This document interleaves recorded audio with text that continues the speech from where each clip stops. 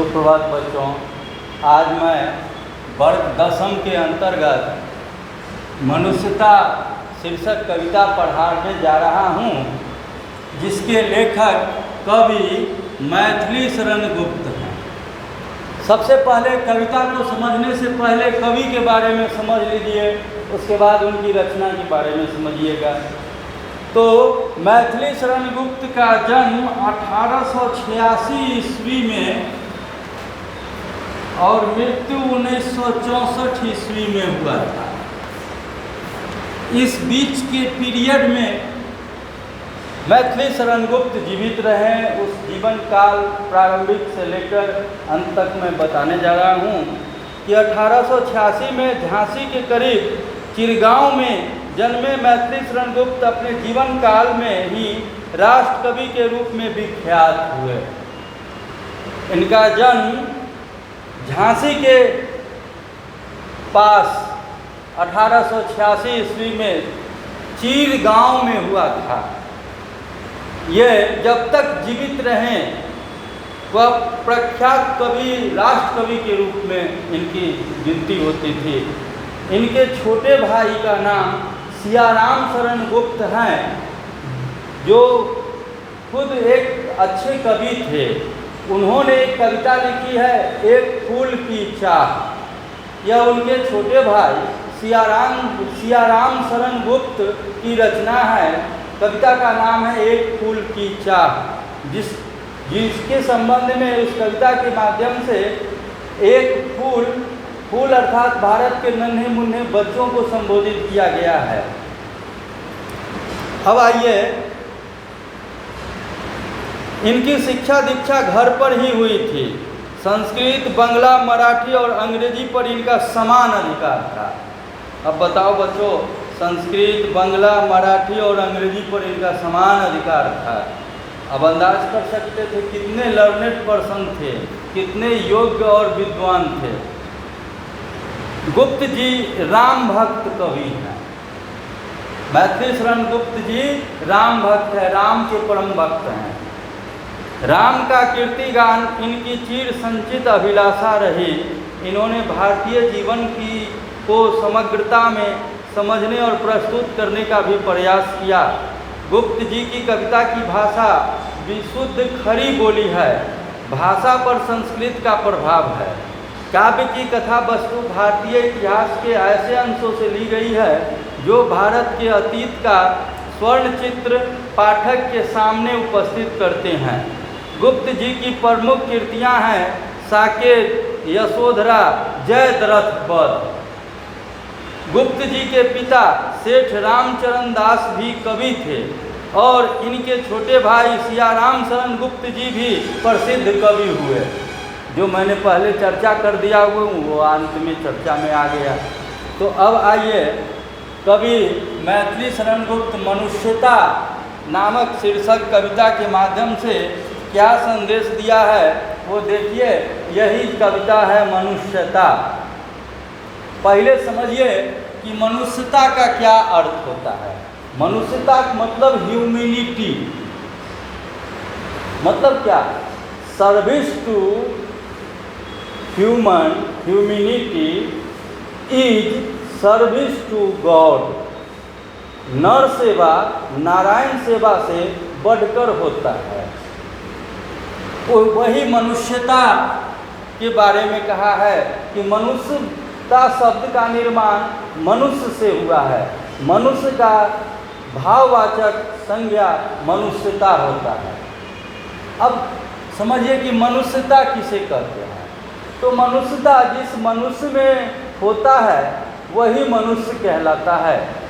मनुष्यता का मतलब है कि आप अपने समान औरों इंसान को समझें, औरों के सुख दुख में काम आएं।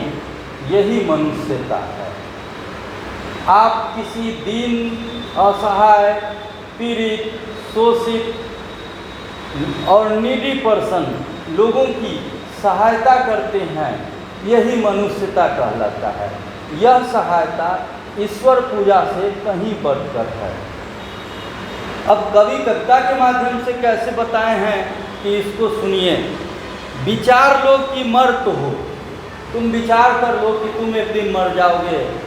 मानव एक मरणशील प्राणी है, कोई ज़्यादा दिन तक जिंदा नहीं रह सकता है।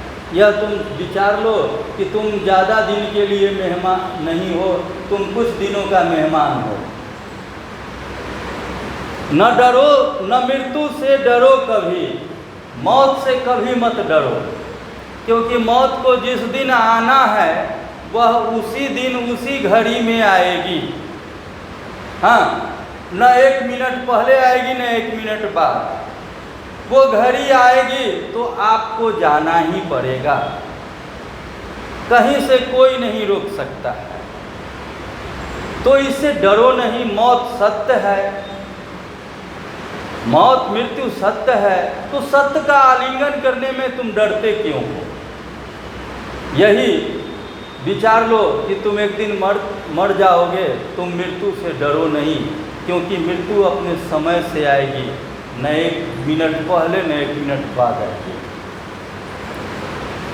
मरो परंतु यूं मरो कि याद जो करे सभी। मरना सही है, परंतु ऐसे मरो कि तुम्हारे मरणोपरांत लोग याद रखें। कुछ ऐसे लोग होते हैं जो मरते हैं तो उनका सिर्फ गांव के आदमी जानता है, गांव के आदमी के बाद दूसरे गांव का भी आदमी नहीं जान पाता है। कुछ लोग ऐसे होते हैं जिनकी मृत्यु होती है तो जयवार के लोग जानते हैं, क्योंकि जयवारी भोज करते हैं तो जयवार के लोग आते हैं भोज खाने के लिए, तो समझ जाते हैं कि फलना बाबू की मृत्यु हो गई है। कुछ लोग ऐसे होते हैं जो मरते हैं तो जिला तक लोग जानते हैं, जिला तक जानते हैं। और कुछ लोग ऐसे होते हैं जो मरते हैं तो देश तक जानता है। और कुछ लोग ऐसे होते हैं जिनकी मृत्यु अर्थात उन लोगों की निधन होती है तो पूरा संसार जानता है। तो अब अंतर कर लो बच्चों कि एक मृत्यु ऐसी है जो मृत्यु सिर्फ गांव के लोग ही जान पाते हैं, एक ऐसी मृत्यु है जो अंतर्राष्ट्रीय स्तर पर लोग जान जाते हैं, तो उसको निधन कहते हैं। तो तुम ऐसे मरो कि मरने के बाद लोग तुम्हें याद करें, तुम नहीं रहो परंतु तुम्हारा नाम याद रहे, प्रत्येक व्यक्ति के जुबान पर रहे। ऐसा मरना कहलाता है। हुई न यो मृत्यु तो वृथा मरे। अगर ऐसी मृत्यु नहीं हुई तो आपका मृत्यु बेकार हो गया, आपका मृत्यु का कोई मकसद नहीं हुआ, आपके जीवन का कोई मकसद नहीं हुआ। अगर आपको 5 आदमी जानने वाला नहीं हुआ, समझने वाला नहीं हुआ, याद करने वाला नहीं हुआ, तो यह मौत वृथा मौत, बेकार मौत है। ऐसे आदमी का जीवन बेकार कहलाता है।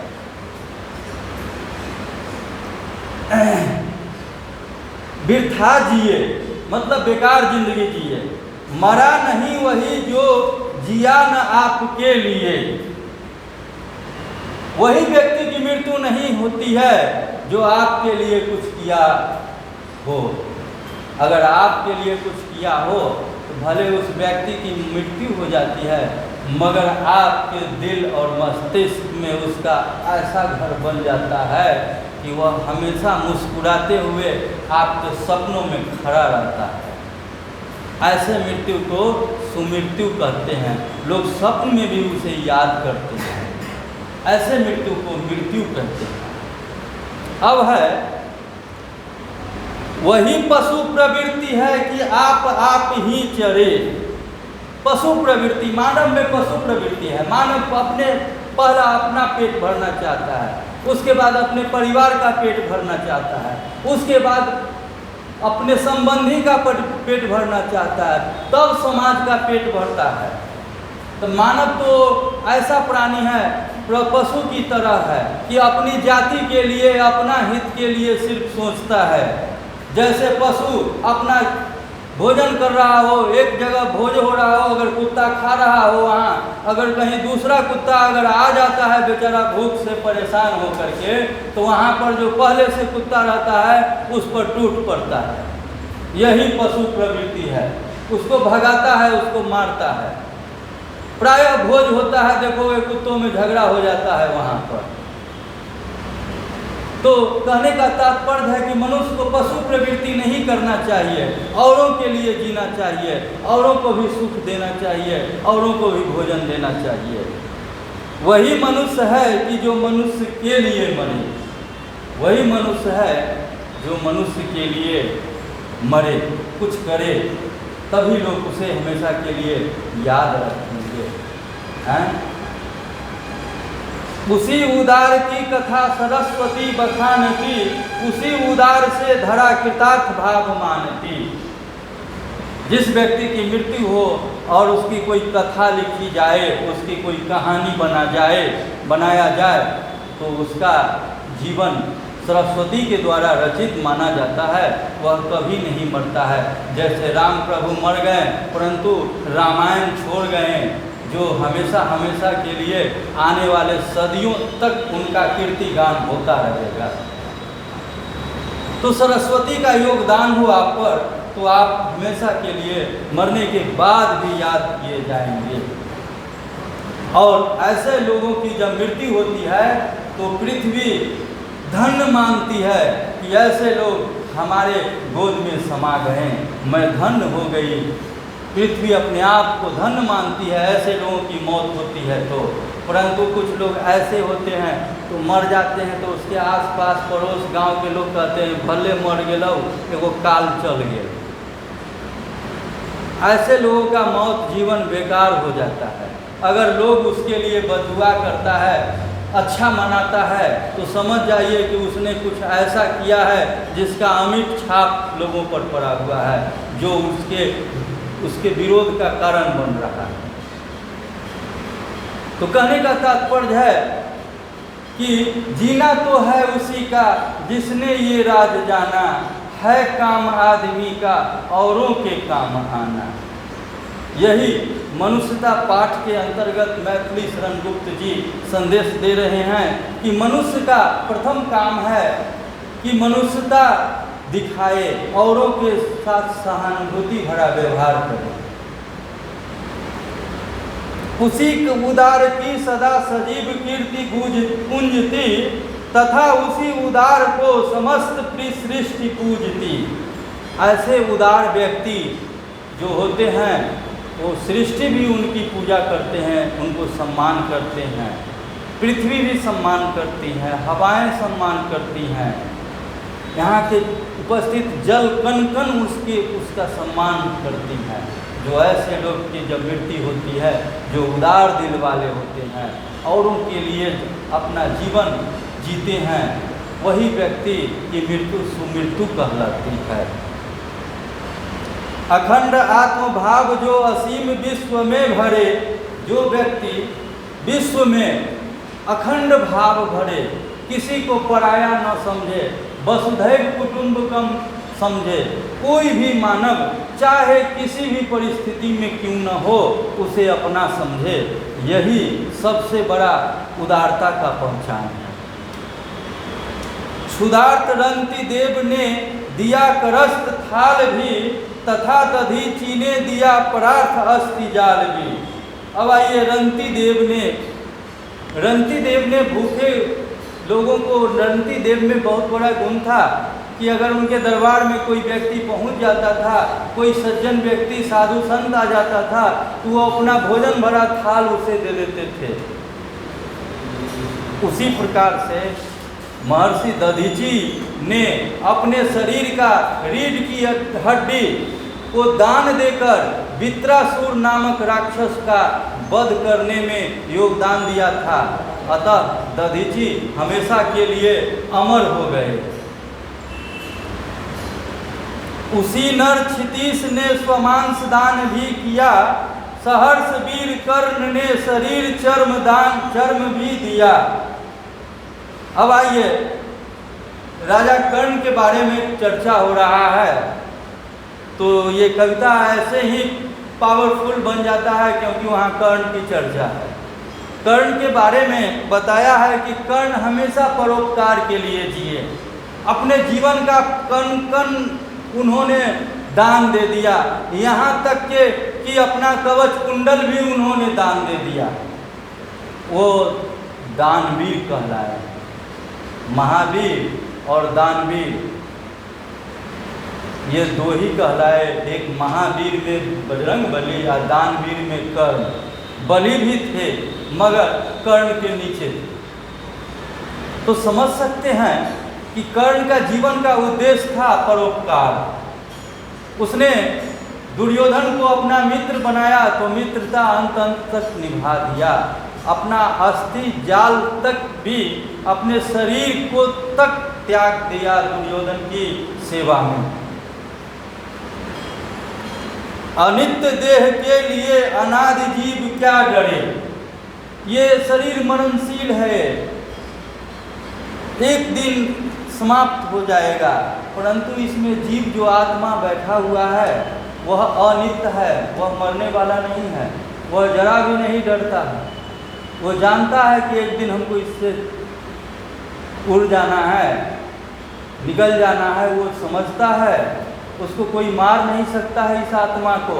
बस एक दिन यही होगा कि आत्मा कहेगा चल उड़ जा रे पंछी, कि ये शरीर हुआ बेगाना। बस उड़ जाएगा इस शरीर से, जैसे डाल से, जैसे पिंजरा से पंछी उड़ जाता है हमेशा के, फिर लौट कर नहीं आता। उसी तरह से इस आत्मा से प्राण जीव निकल जाएगा, ये डेड बॉडी हो जाएगा। तो आत्मा जानता है कि हमें निकलना है और ये शरीर नश्वर है, डेड हो जाएगा।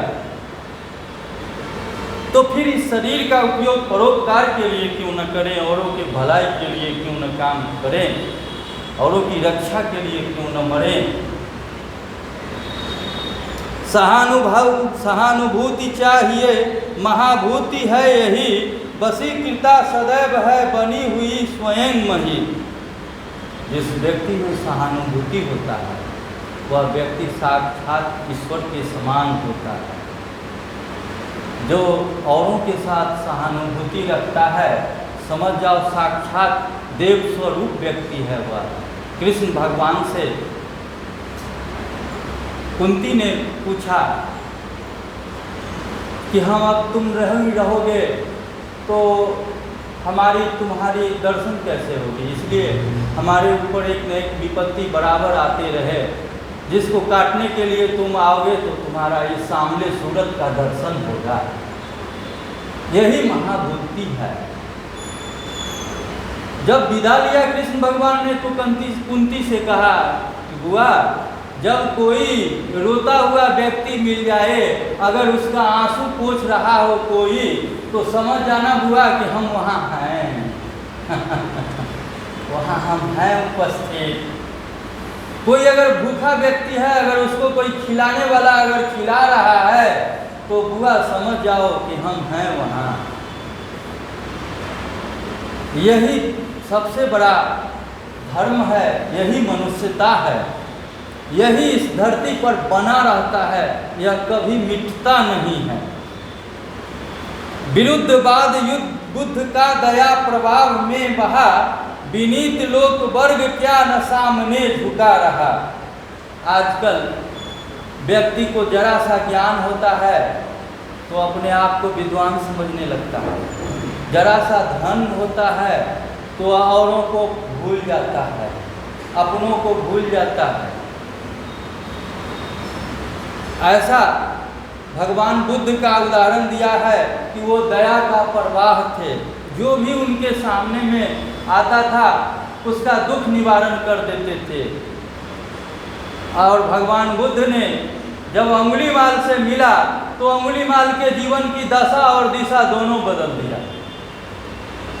यही सबसे बड़ा उनका कीर्ति है जो आज तक याद करते आ रहे हैं। उस जमाने में बहुत बड़े बड़े धनवान थे, कहाँ उसको याद कर रहे हैं। और भगवान बुद्ध को क्यों याद कर रहे हैं? क्योंकि उन्होंने परोपकार किया था, इसलिए याद कर रहे हैं। उस जमाने में बड़े बड़े धनवान लोग थे, आज उन लोगों में से कहाँ किसी का नाम आ रहा है। विनीत लोक वर्ग क्या न सामने झुका रहा। वो मनुष्य क्या है जो झुका नहीं किसी के सामने। अगर झुकने उसको नहीं आया तो उसको आगे बढ़ने कैसे आएगा। आगे बढ़ने के लिए पहले झुकना होता है। जब तुम बच्चों पहाड़ पर चढ़ोगे तो तुम झुकोगे नहीं तो तुम फिसल जाओगे, बच्चों खाई में गिर जाओगे। उसी तरह से जीवन पथ पर अगर चल रहे हो तो झुकना सीखो। अगर तुम झुकना सीख गए तो तुम आगे बढ़ते चले जाओगे, तुम्हें कोई नहीं रोक सकता है। जैसे पहाड़ पर झुककर चलते हैं तो उस शिखर पर पहुंच जाते हैं, और टाइट होकर के गर्दन उठा के चलेंगे तो फिसल कर नीचे चले जाएंगे।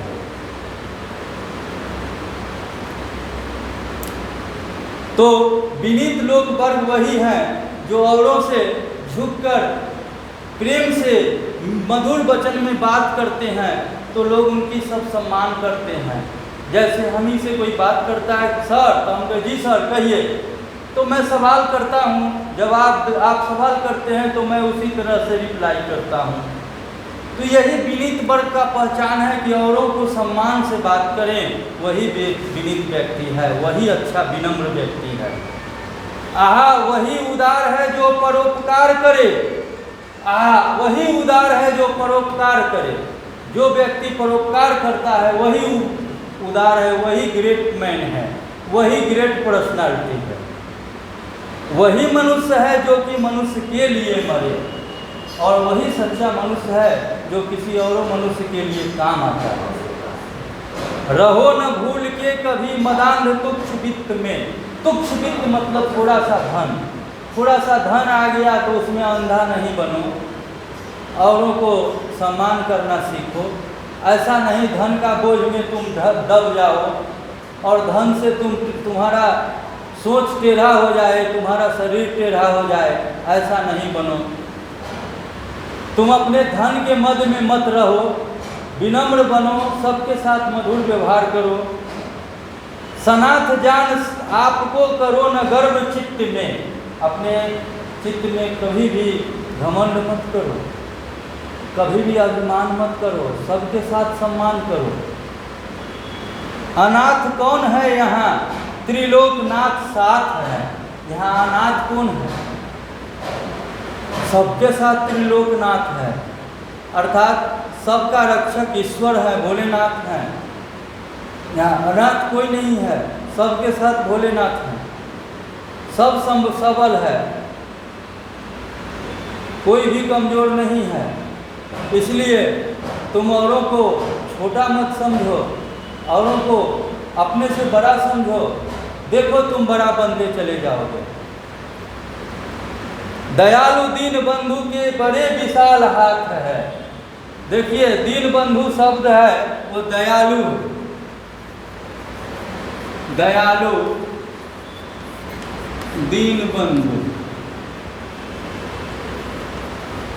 देखिए ये दयालु दीन बंधु ये कर्मधारय समास है, और क्या है दयालु हैं। दीन मतलब गरीब, बंधु माने भाई, जो गरीब के भाई हैं बड़े दयालु हैं। ये भगवान कृष्ण के बारे में कहा गया है। सुदामा जी ने कहा था कि दीन बंधु दीनानाथ मेरी डोरी तेरी हाथ। समझ गए, हे दीन बंधु दीनानाथ मेरी जीवन की डोरी तो आपके हाथ है। हाँ चले श्याम सुंदर से मिलने सुदामा, गाते चले मन में हरे कृष्ण रामा। वो मन में स्वीकार समर्पण कर दिए और चल दिए कि अब मैं आपकी शरण में जा रहा हूँ।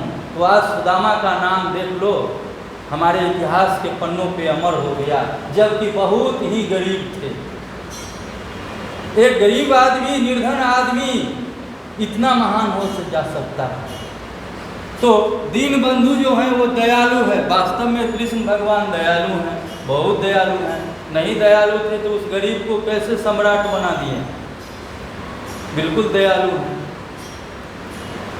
अतीब भाग्यहीन है अधीर भाव जो करे।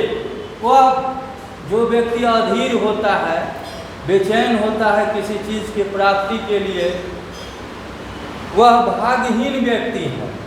भाग्यहीन व्यक्ति हमेशा जलता रहता है औरों की उन्नति को देख करके, औरों की सुख सुविधा को देख करके वह कचोटता रहता है उसका मन। यह भाग्यहीन व्यक्ति का पहचान है। ऐसा नहीं करना चाहिए। औरों की सुख को देखकर कभी भी दुखी नहीं होना चाहिए। आजकल लोग अपने दुख से नहीं दुखी हैं जितना कि औरों के सुख को देखकर दुखी हैं। लोगों की जो ये भावना है, छोटी सोच है, उन्हें दुख पहुंचा रहा है। अगर आप समझ लें कि मेरे पास प्रचुर सब कुछ है जो उसके पास नहीं है, तो देखिएगा आप सबसे बड़े धनवान हैं। अनंत अंतरिक्ष में अनंत देव हैं खड़े, उस अंतरिक्ष में अनेक देव हैं खड़े जो आपको देख रहे हैं और आपके रक्षा के लिए सोच रहे हैं, आपके भलाई की बात सोच रहे हैं। समक्ष ही स्वबाहु जो बढ़ा रहे बड़े बड़े, वही आपकी ओर अपना हाथ बढ़ा रहे हैं, आपको सहायता कर रहे हैं, आपको मार्ग दिखा रहे हैं। परस्परा अवलंब से उठो, मतलब आपसी सहयोग से करो समाज में, पास पड़ोस में, तब आगे बढ़ोगे। अभी अमर्त अंक में अपंक हो चढ़ो सभी। अभी तुम पंख रूपी कीचड़ में फंसे हुए हैं। इस कीचड़ रूपी रास्ते से तुम्हें निकलना है। इसके लिए तुम एकजुट होकर परिश्रम करना सीखो। रहो नयों की एक से न काम और का सरे, वही मनुष्य है जो मनुष्य के लिए मरो। कहने का तात्पर्य है, रहो नयों की एक से न काम और का सरे। इस बात की भूल में नहीं रहो कि तुमसे किसी का काम पूरा होता है, तुमसे किसी की भलाई पूरी होती है। यह विचार मत करो कि तुम्हारे द्वारा उसका काम पूरा होता है। उसका काम पूरा ईश्वर की परिकल्पना से होता है। तुम उसके माध्यम बन रहे हो जो ईश्वर के द्वारा प्रदत्त है। तुम इस घमंड में नहीं रहो कि तुम्हारे द्वारा औरों का काम पूरा होता है। वो तुम्हारे द्वारा नहीं होता है, वो ईश्वर के द्वारा होता है। तुम एक माध्यम बन रहे हो। मनुष्य मात्र बंधु है, यही बड़ा विवेक है। पुराण पुरुष स्वयंभू पिता प्रसिद्ध एक है। स्वयंभू मतलब जो स्वयं जन्म लिया हो, स्वयंभू। यह श्री कृष्ण हुए स्वयंभू।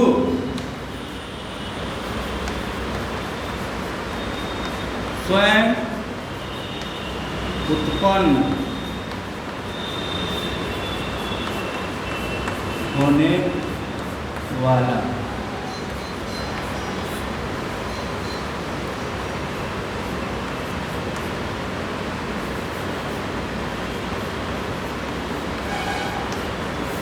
महेश शिव, स्वयंभू शिव को कहते हैं। तो ये बता रहे हैं कि ये स्वयंभू पुराण पुरुष जो कि पुराण में वर्णित हैं, वो प्रसिद्ध हैं, वो सत्य हैं, वो सबका रक्षक हैं। फलानुसार कर्म के अवश्य बाह्य भेद है, परंतु अंतरिक्ष में प्रमाणभूत भेद है। यह बताते हैं मैथिली शरण गुप्त कि प्रत्येक व्यक्ति को अपने अपने कर्मों का फल भोगना पड़ता है। उसे अपने कर्म का फल अवश्य भोगना पड़ेगा। इसलिए हमेशा अच्छा और भला परोपकार का कर्म करना चाहिए। इससे हमारा जीवन सफल होता है। इसका साक्षी प्रमाण हमारा धर्मशास्त्र, पुराण और वेद है। अनर्थ है कि बंधु ही न बंधु की व्यथा हरे। आज देखो, आज भाई भाई में तकरार है। ऐसा कौन सा परिवार है जिसमें भाई भाई में तकरार नहीं है? आज एक बंधु माने एक भाई क्या कहता है? अनर्थ है कि बंधु ही न बंधु की व्यथा हरे। व्यथा माने कष्ट होता है। आज बड़ी अनर्थ हो रहा है कि एक भाई अगर कष्ट में है तो दूसरा भाई उसका मदद नहीं कर रहा है, उसे उचित सहायता नहीं कर रहा है, उसके दुख से में कोई चहलकदमी नहीं दिखा रहा है। आज देख लो, ऐसे परिस्थिति में अनर्थ हो रहा है कि एक भाई दूसरे भाई के दुख को देखकर चुप है, कोई कष्ट नहीं, प्रभाव नहीं हो रहा है। यह तो अनर्थ है। चलो अभीष्ट मार्ग में सहर्ष खेलते हुए, विपत्ति विघ्न जो पड़े उन्हें ढकेलते हुए। तुम अपने मार्ग में विपत्ति जो भी परेशानी आवे उसको धकेलते हुए आगे की ओर बढ़ते चलो। घटे न हेल मेल, हाँ बढ़े न भिन्नता कभी। आपस में अपनापन नहीं कमना चाहिए, आपस में हेल मेल घटे नहीं, आपस में बिखराव न हो, भिन्नता न हो, ऐसी भावना न हो। अतर्क एक पंथ के सतर्क पंथ हो सभी। ऐ राही, ऐ पथिक, तुम लोग सतर्क हो, आपस में मतभेद न हो, कोई फूटे नहीं, कोई टूटे नहीं, तभी तुम आगे बढ़ सकते हो। तभी समर्थ भाव है कि तारता हुआ तरे, वही मनुष्य है जो मनुष्य के लिए मरे। यह भावना रखना चाहिए कि दूसरों को तारना चाहिए। अगर तुम दूसरे को तार रहे हो तो समझ जाओ ईश्वर तुम्हें तार देंगे। इसलिए वही मनुष्य है जो औरों के दुख को दूर करने में अपनी योगदान दे, इसी में भगवान उसके सारे कष्टों को हमेशा के लिए दूर कर देते हैं। इसमें कतई कोई संशय नहीं है। धन्यवाद बच्चों। अब प्रश्नोत्तर बना के लाइएगा, फिर जो प्रॉब्लम होगी इसको हम समाधान करेंगे।